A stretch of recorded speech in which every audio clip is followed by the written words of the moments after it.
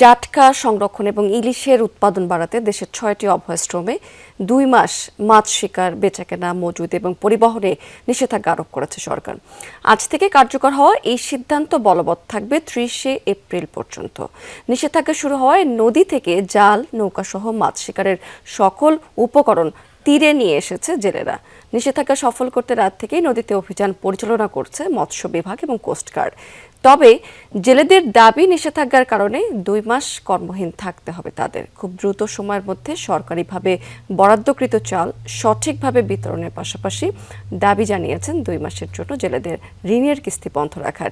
এদিকে খাদ্য সহায়তার পাশাপাশি ইলিশ উন্নয়ন প্রকল্পের অধীনে এবারই প্রথম জেলেদের দেয়া হবে তেল, আটা, ডাল, চিনি এবং আলু। যা সব উড়িয়ে লিয়ে গেছি।